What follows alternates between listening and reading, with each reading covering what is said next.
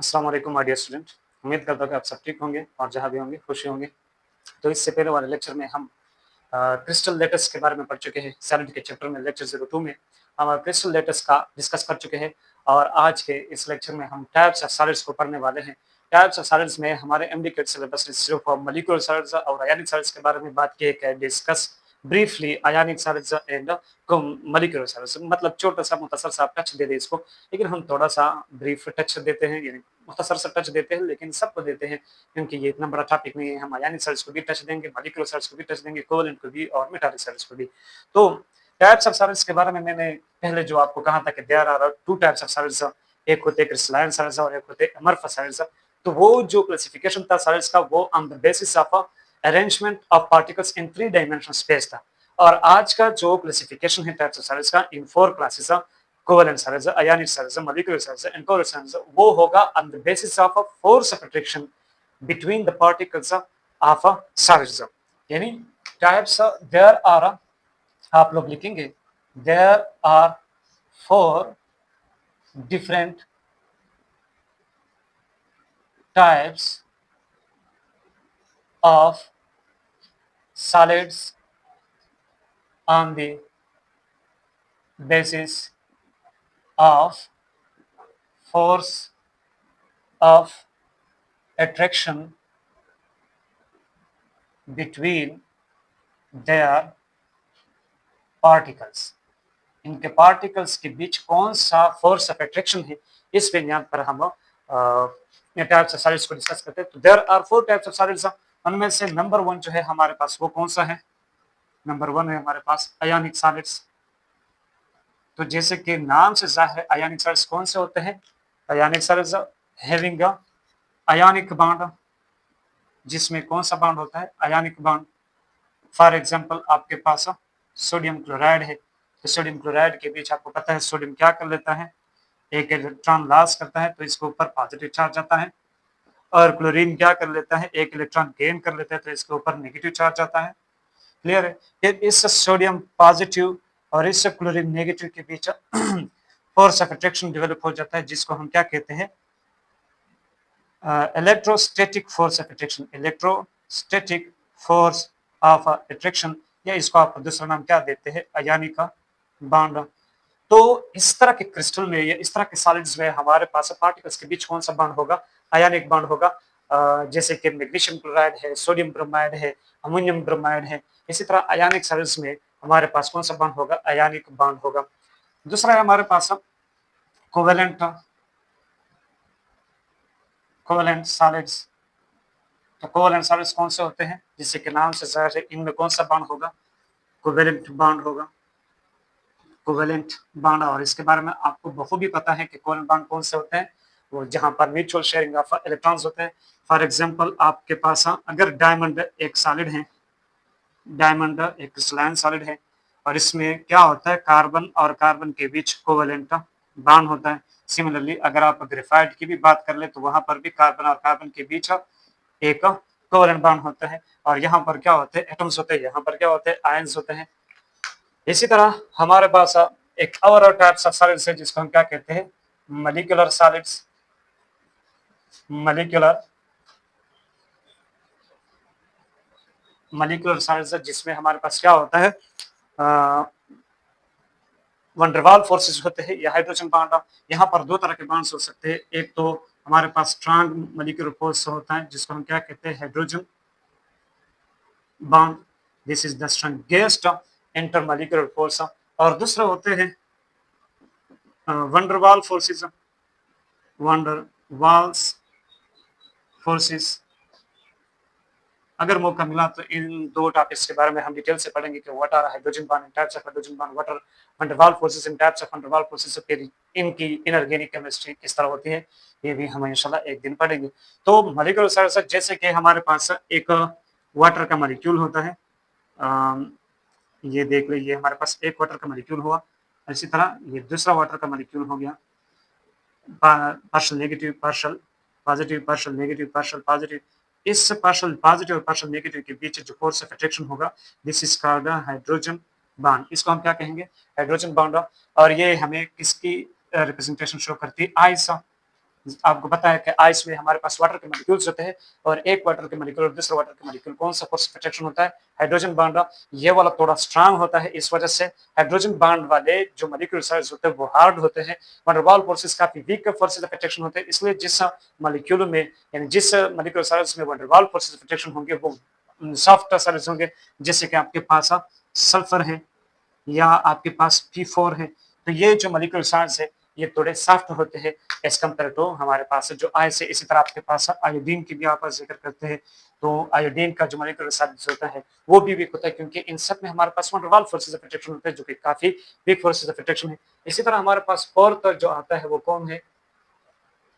Metallic solid. Metallic solid. अब metallic solid में हमारे पास क्या होता है? मेटालिक बॉन्ड होता है। Metallic bond. What is metallic bond? उम्मीद करता हूं कि आपने ये पढ़ लिया होगा, मैथ में भी है हमारे पास और ये फर्स्ट ईयर में भी है। तो मेटालिक बॉन्ड क्या होता है कि आपको पता है कि हमारे पास जो मेटल्स होते हैं, लेट्स सपोज हमारे पास कोई कपर मेटल है, वो उनकी टेंडेंसी होती है कि वो अपने इलेक्ट्रॉन क्या कर चुके होते हैं? लॉस कर चुके होते हैं। ये अक्सर किस हालत में रहते हैं? केटायनिक फॉर्म में रहते हैं, और उस केटायनिक फॉर्म में रहते हैं जो उनका स्टेबल केटायनिक फॉर्म होता है, जो उनका स्टेबल ऑक्सीडेशन स्टेट होता है। लेट्स सपोज मैं कहता हूँ कि कपर का जो स्टेबल ऑक्सीडेशन स्टेट है कपर 2+ है। तो ये दो दो इलेक्ट्रॉन लॉस कर चुका होगा।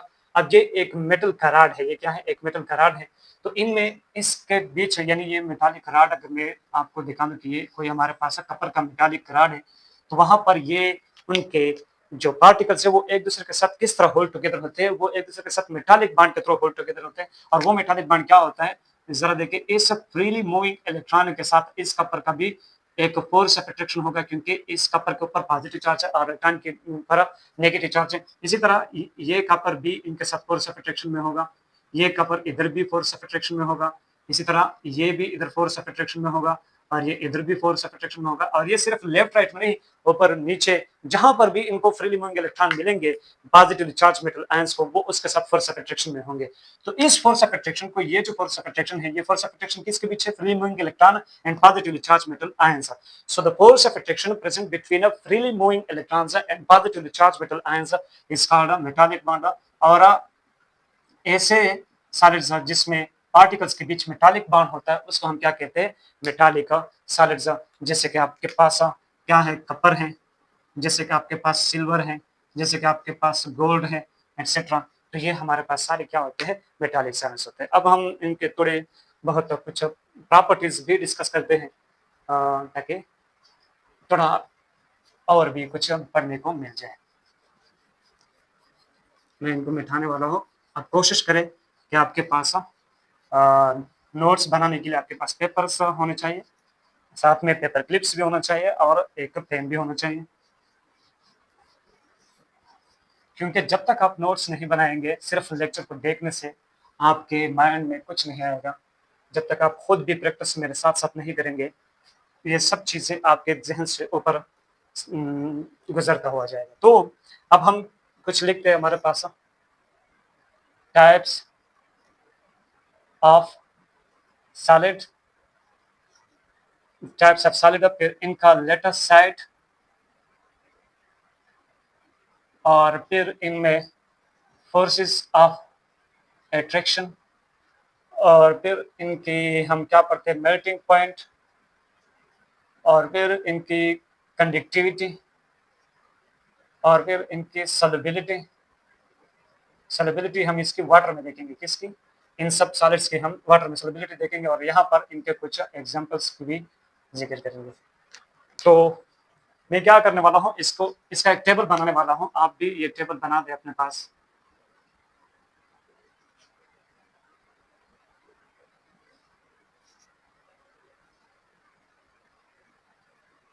इसी तरह ये मेल्टिंग पॉइंट हो गया, ये कंडक्टिविटी का लेवल हो गया, ये सॉल्युबिलिटी, और ये वाला एग्जांपल्स का सेक्शन हो गया। टाइप्स ऑफ सॉलिड्स नंबर 1, जैसे कि हमारे पास क्या है? नंबर 1 आयनिक सॉलिड्स। आयनिक सॉलिड्स, इनमें जो लेटेस्ट सॉलिड्स होते हैं वो कैटायंस होते हैं, एंड एनायंस। लेटेस्ट साइड्स इनमें केटायंस और एनायंस होते हैं। फोर्सेस ऑफ अट्रैक्शन इसमें आयनिक बॉन्ड होता है। कौन सा बॉन्ड होता है? Ionic bond. और आयनिक बॉन्ड कितना स्ट्रांग होता है आपको पता है कि इनकी जो एनर्जी होती है वो 400 से लेकर 4000 किलो जूल पर मोल तक इनकी बॉन्ड एनर्जी होती है। अब जरा देख लिए कितना स्ट्रांग बॉन्ड है। 400 किलो जूल पर मोल से लेकर 4000 किलो जूल पर मोल तक हो सकते हैं। मतलब कुछ आयनिक बॉन्ड की energy, bond energy 400 kilo joule पर मोल होगी, किसी के 500, किसी के 600, 1000, 1500 और इसी तरह मुख्तलिफ आयनिक सॉलिड्स की हमारे पास मुख्तलिफ बॉन्ड एनर्जी होगी। और बॉन्ड एनर्जी क्या होती है? The minimum amount of energy required to break the bond, उसको हम क्या कहते हैं? बॉन्ड एनर्जी, या the minimum amount of energy released in the formation of a bond. एक बॉन्ड के दौरान जितनी एनर्जी रिलीज होती है या एक बॉन्ड को ब्रेक करने में जितनी एनर्जी रिक्वायर होती है उसको हम क्या कहते हैं? Bond energy.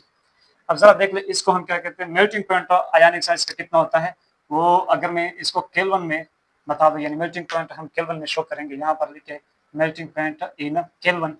तो इसका जो मेल्टिंग पॉइंट होता है वो ग्रेटर होता है 1300 केल्विन से। और फिर इसकी कंडक्टिविटी आपको पता है कि आयनिक सॉलिड्स हमारे पास अगर ये सॉलिड की शक्ल में है तो ये इंसुलेटर है। अगर ये किस हालत में है? सॉलिड की शक्ल में होंगे तो ये इंसुलेटर होंगे, मतलब इसमें करंट पास नहीं होगा। ये अगर किस हालत में है, मैं यहाँ पर इसके साथ तक छोटे फॉर्म में लिख दो। अगर सॉलिड की शक्ल में है तो आयनिक सॉलिड्स हमारे पास नॉन कंडक्टर होते हैं। क्यों? क्योंकि जरा देख ले आयंस तो इसमें होते हैं लेकिन ये आयंस हमें पता है कि कंडक्टेंस क्या होता है। The moment of charge is called conductivity. तो यहाँ पर चार्ज तो है हमारे पास लेकिन ये चार्ज क्या होता है? स्टैटिक होता है सॉलिड्स में। तो जब ये सॉलिड की शक्ल में होता है तो ये आयंस हमारे पास मूवमेंट नहीं करते, एक जगह से दूसरी जगह हरकत नहीं कर सकते। तो इस वजह से ये क्या होते हैं? इंसुलेटर होते हैं। लेकिन ये क्या होते हैं? कंडक्टर होते हैं, गुड कंडक्टर होते हैं अगर ये किस हालत में हो? मोल्टन फॉर्म में हो। अगर आप आयनिक सॉलिड्स को मेल्ट कर दे या इसका क्या बना दे? एक्वस सोल्यूशन बना दे, यानी पानी में इसका सोल्यूशन बना दे, तब भी वो वाला सोल्यूशन आयनिक सॉलिड्स का क्या होगा? कंडक्टर होगा, उसमें कंडक्टिविटी की प्रॉपर्टी होगी। सॉल्युबिलिटी आपको पता है कि ये हमारे पास सॉल्युबल है in water, this is soluble in water. Examples इसके आप सोडियम क्लोराइड ले सकते हैं, सोडियम ब्रोमाइड ले सकते हैं, अमोनियम क्लोराइड ले सकते हैं, एटसेट्रा। तो ये हमारे पास आयनिक सॉलिड्स की डिस्कशन हो गई। इसके बाद हमारे पास कोवेलेंट सॉलिड्स हैं, कोवेलेंट सॉलिड्स। और कोवेलेंट सॉलिड्स हमारे पास क्या क्या? इसमें जो लेटेस्ट सॉलिड्स होता है वो क्या होते हैं? एटम्स होते हैं। इसमें जो फोर्स ऑफ अट्रैक्शन होता है वो क्या होता है? कोवेलेंट बॉन्ड होता है, कोवेलेंट बॉन्ड। और इसकी जो बॉन्ड एनर्जी होती है वो होती है 150 डिग्री सेंटीग्रेड से लेकर, यहाँ पर ये डिग्री सेंटीग्रेड में है, क्लियर है? ये मैं डिग्री सेंटीग्रेड लिखना भूल चुका हूँ, सॉरी। ये तो एनर्जी है, ये क्या है? एनर्जी है। तो इसको हम किलो जूल में जाहिर करते हैं। 150 से लेकर 500 किलो जूल पर मोल। किलो जूल पर मोल, ये मोल के लिए जगह नहीं है इसलिए मैं नहीं लिख सकता, आप लोग पर मोल लिखते जाए। कोवेलेंट बॉन्ड की एनर्जी कितनी होती है? 150 किलो जूल पर मोल से लेकर 500 किलो जूल पर मोल तक इसकी मैक्सिमम एनर्जी हो सकते हैं। अब यहाँ से हमें जाहिर हो रहा है कि आयनिक आयनिक बॉन्ड जो है वो कोवेलेंट बॉन्ड से क्या है? स्ट्रांग है। अब इधर देखिए इसकी मेल्टिंग पॉइंट जो है वो ग्रेटर है 3900 केल्विन से। आप कहेंगे कि sir ionic bond is stronger than covalent bond, फिर आयनिक सॉलिड्स की मेल्टिंग पॉइंट कोवेलेंट सॉलिड्स की मेल्टिंग पॉइंट से क्या है? कम है। तो ये क्या है? तो याद रखें कि melting point not only depend upon the forces of attraction, it also depends upon the size of particles, also depend upon the arrangement of particles, packing of particles कि किस तरह पैकिंग हुआ है। तो कोवेलेंट सॉलिड्स की packing अक्सर क्या होती है? काफी तरतीब के साथ होती है। जरा देख ले, अगर आप डायमंड की बात कर ले तो डायमंड में क्या होता है? एक एटम हो, 4 दूसरे एटम के साथ क्या होता है? जुड़ा हुआ होता है। फिर ये इधर 4 एटमों के साथ जुड़ा हुआ होता है, फिर ये इसी तरह इधर 4 एटमों के साथ जुड़ा हुआ होता है और ये इधर भी 4 एटमों के साथ जुड़ा। तो इस तरह ये एक नेटवर्क सॉलिड बन जाता है। और फिर यहाँ हर एक एटम के बीच क्या होता है? एक कोवेलेंट बॉन्ड होता है, एक स्ट्रांग कोवेलेंट बॉन्ड होता है। तो फिर इसको मेल्ट करना हमारे लिए काफी मुश्किल हो जाता है और इसकी पैकिंग काफी खूबसूरत होती है, इसकी जो अरेंजमेंट होते हैं वो भी काफी टाइट होते हैं, इसकी पैकिंग एफिशिएंसी ज्यादा होती है। तो इस वजह से इसके लिए मेल्टिंग पॉइंट क्या होता है? ज्यादा होता है। फिर इसकी कंडक्टिविटी के बारे में अगर हम आते हैं तो या कोवेलेंट सॉलिड्स होते हैं वो इंसुलेटर होते हैं। याद रखें ये हमेशा इंसुलेटर ही रहेंगे, एक्सेप्ट ग्रेफाइट कार्बन का एक इलेक्ट्रोपिक फॉर्म है जिसको हम क्या कहते हैं, ग्रेफाइट। आपको भी पता है वो ग्रेफाइट जो है वो कंडक्टर है, बाकी सारे कोवेलेंट सॉलिड जो है हमारे पास वो क्या होते हैं, इंसुलेटर होते हैं, नॉन कंडक्टर होते हैं। और ये हमारे पास इनसॉल्युबल होते हैं इन वाटर। वाटर में ये इनसॉल्युबल होते हैं और पोलर सॉल्वेंट्स में, यानी हमारे पास वाटर एक पोलर सॉल्वेंट है तो पोलर सॉल्वेंट में इसकी कंडक्टिविटी सॉल्युबिलिटी नहीं होती, जबकि नॉन पोलर में ये सॉल्युबल है। वाटर यहाँ पर सॉल्युबिलिटी के लिए मिले क्योंकि यहाँ सॉल्युबिलिटी हम किस में देखते हैं, वाटर में, तो आपको ये भी पता हो। इसके एग्जांपल्स हमारे पास क्या हो सकते हैं, जैसे कि डायमंड है आपके पास, it is an example of a covalent solid. Graphite है, इसी तरह आपके पास ग्रेफाइट के साथ साथ एक और कोवेलेंट सॉलिड्स बकीबॉल्स, ये सारे हमारे पास कार्बन की ही इलेक्ट्रोपिक फॉर्म्स हैं। तो ये हो गए हमारे पास कोवेलेंट सॉलिड्स। अब देखते हैं हम तीसरा हमारा जो मॉलिक्यूलर सॉलिड्स हैं, मॉलिक्यूलर सॉलिड्स। मॉलिक्यूलर सॉलिड्स, तो मॉलिक्यूलर सॉलिड्स में जो लेटेस्ट साइड्स होते हैं वो क्या होते हैं, मॉलिक्यूल्स होते हैं। और फिर इन मॉलिक्यूल के बीच हम मॉलिक्यूलर यानी वंडरवाल फोर्सेस होते हैं, या तो इंटरमॉलिक्यूलर फोर्स में यहाँ पर आईएमएफ लिखता हूँ, इसका मतलब ये है कि इनमें क्या होगा, इंटरमॉलिक्यूलर फोर्स। और इंटरमॉलिक्यूलर फोर्स हमारे पास दो तरह के हैं, एक होते हैं हाइड्रोजन बॉन्ड और एक होते हैं वंडरवाल फोर्सेस। वंडरवाल फोर्सेस, तो इनमें दो तरह के बॉन्ड्स हो सकते हैं, एक वंडरवाल फोर्स हो सकता है, एक हाइड्रोजन बॉन्ड हो सकता है। इनकी जो मेल्टिंग पॉइंट होती है वो काफी कम होती है, 273 केल्विन से ये ज्यादा होती है। और इसकी कंडक्टिविटी, ये क्या है हमारे पास, इंसुलेटर है, ये भी हमारे पास इंसुलेटर है। अब अगर मॉलिक्यूलर साइड्स में अगर आपके पास पोलर मॉलिक्यूलर साइड्स हैं तो वो पानी में क्या होंगे, सॉल्युबल होंगे, जैसे कि आइस है, जैसे कि आइस यानी बर्फ, तो वो एक पोलर मॉलिक्यूलर सॉलिड है, तो वो तो पानी में सॉल्युबल है। लेकिन अगर आपके पास नॉन पोलर मॉलिक्यूलर सॉलिड्स है, तो यहाँ पर मैं लिख दो, आइस जो है, आइस वो सॉल्युबल है पानी में, जबकि S8 या आयोडीन या P4 ये क्या है, इनसॉल्युबल है, क्योंकि they are non polar molecular solids. Non polar molecular solids are not soluble in polar solvents, while polar molecular solids are soluble in polar solvents.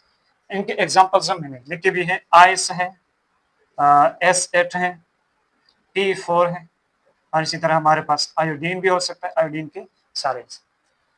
तो ये हो गए हमारे पास मॉलिक्यूलर सॉलिड्स। तीसरा है हमारे पास मेटालिक सॉलिड्स। सब सॉलिड्स की आपको पता हो ताकि यहाँ से जो भी एमसीक्यूज आ जाए आपको इसके बारे में नॉलेज हो। मेटालिक में हमारे पास क्या होते हैं, पॉजिटिवली चार्ज मेटल आयंस। यहाँ पर लिख दे कि इनमें जो लेटेस्ट सेट होता है वो पॉजिटिवली चार्ज्ड मेटल आयंस, जैसे कि कपर प्लस हो सकता है, जैसे कि मैग्नीशियम 2+ हो सकता है, जैसे कि सोडियम प्लस हो सकता है। तो इनमें जो लेटेस्ट साइट होंगे वो पॉजिटिवली चार्ज मेटल आयंस होंगे, और इनमें जो फोर्स ऑफ अट्रैक्शन होगा वो तो आपको पता है, मेटालिक बॉन्ड होगा। और इनका जो मेल्टिंग पॉइंट होता है, अच्छा इसका जो एनर्जी होती है मेटालिक बॉन्ड की वो 80 किलो जूल पर मोल से लेकर 1000 किलो जूल पर मोल तक होती है, 1000 किलो जूल पर मोल तक होती है। इनकी हम नहीं बता दी तो यहाँ पर देख ले, हाइड्रोजन बॉन्ड जो है, हाइड्रोजन बॉन्ड वो थोड़ा स्ट्रांग होता है, इनकी एनर्जी 8 किलो जूल पर मोल से लेकर हाइड्रोजन बॉन्ड की 40 किलो जूल पर मोल तक होती है, 40 किलो जूल पर मोल। आपको नजर आ रहा हो तो ठीक है, नहीं नजर आ रहा तो मेरी वॉइस को नोट कर दे जाए। और वंडरवाल फोर्सेस की जो एनर्जी है वो आपको पता है कि वो जो होती है वो हमारे पास 2 किलो जूल पर मोल से लेकर 2 किलो जूल पर मोल से लेकर 8 किलो जूल पर मोल तक होती है। यानी वंडरवाल फोर्सेस काफी वीक फोर्सेस होती है, इसलिए इनकी एनर्जी भी काफी कम है। यहाँ पर मेटालिक बॉन्ड की जो मेल्टिंग पॉइंट होती है वो भी 80 केल्विन से लेकर 1000 केल्विन के बीच होती है। मेल्टिंग पॉइंट मेटालिक सॉलिड्स की जो मेल्टिंग पॉइंट होती है वो 80 केल्विन से लेकर हमारे पास 1000 केल्विन के बीच होती है। इसी तरह ये जो होते हैं, they are good conductors of heat and electricity, they are good conductors of heat and electricity. ये क्या है हमारे पास, इनसॉल्युबल है, ये हमारे पास इनसॉल्युबल है इन polar solvents and non polar solvents दोनों में ये इनसॉल्युबल हैं। इनके एग्जांपल आप सिल्वर, कॉपर, गोल्ड एटसेट्रा आप कुछ भी ले सकते हैं। आयरन, मैंगनीज, कोबाल्ट, जिंक, निकल ये सारे हमारे पास क्या है मेटालिक सॉलिड्स हैं। और एक बात मैं भूल चुका हूँ कि इनकी हार्डनेस अगर मैं आपको बता दूं तो आयनिक सॉलिड्स जो होते हैं ये बहुत सख्त भी होते हैं, हार्ड भी होते हैं और इनमें ब्रिटलनेस की प्रॉपर्टी भी होती है, यानी मतलब इसको आप हैमर से टच करेंगे तो ये टुकड़े-टुकड़े में क्या हो जाएँगे, तक़सीम हो जाएँगे। कोवेलेंट सॉलिड्स जो होते हैं ये काफ़ी हार्ड होते हैं, इसको इसमें ब्रिटल की प्रॉपर्टी नहीं होती। मॉलिक्यूलर सॉलिड्स जो होते हैं इनमें अगर हाइड्रोजन बॉन्ड है तो ये काफ़ी हार्ड होते हैं, जैसे कि आइस आइस हमारे पास बर्फ वो काफ़ी हार्ड होते हैं, लेकिन अगर इनमें वन डर वाल फोर्सेस वाला मॉलिक्यूलर सॉलिड्स है तो वो सॉफ्ट होते हैं। मेटालिक सॉलिड्स हमारे पास क्या होता है ये भी काफ़ी हार्ड होते हैं, लेकिन ये मेलेबल और इसमें मेलेबल और डक्टिलिटी की प्रॉपर्टी होती है। मेलेबल और डक्टाइल की प्रॉपर्टी है कि अगर आप किसी चीज़ को हीट करते हैं मतलब स्ट्राइक करते हैं और स्ट्राइक के साथ उसकी लेंथ में इज़ाफ़ा आता है या उसकी शेप बिगड़ जाता है सिर्फ़, लेकिन वो उम, सेपरेट नहीं होता। जैसे कि हम जब मेटल को आप क्या कर सकते हैं एक शेप से दूसरे शेप में कन्वर्ट कर सकते हैं, मेटल की एक रॉड से आप मेटल की वायर बना सकते हैं। So this property of metal is called malleable and ductile या malleability and ductility of a metallic solids. तो ये हो गए हमारे पास सॉलिड्स और सॉलिड के बारे में डिस्कशन। उम्मीद करता हूँ कि आपको ये टॉपिक अच्छी तरह समझ में आ चुका होगा। इंशाल्लाह इसके बाद हम जाएंगे अम, हम इसके बाद लेटेस्ट एनर्जी को पढ़ेंगे। फिर लेटेस्ट एनर्जी के बाद हम factors affecting the shape of ionic solids. और इंशाल्लाह उम्मीद करता हूँ कि इसके बाद हमारा कोई टॉपिक सॉलिड्स में नहीं रहता। अगर रहता है मैं भूल चुका हूँ तो इंशाल्लाह फिर वो भी हम डिस्कस करेंगे। उम्मीद करता हूँ मैं कोशिश करूँगा कि कल ये दोनों लेक्चर यानी लेटेस्ट एनर्जी वाला भी और factors affecting shape of ionic solids ये दोनों मैं इंशाल्लाह कल आपके लिए डिलीवर कर दूँ। तो मुझे भी अपनी दुआ में याद रखें, मैं आपको अपनी दुआ में याद रखूँगा और मिलेंगे नेक्स्ट क्लास में। तब तक के लिए अल्लाह हाफ़िज़।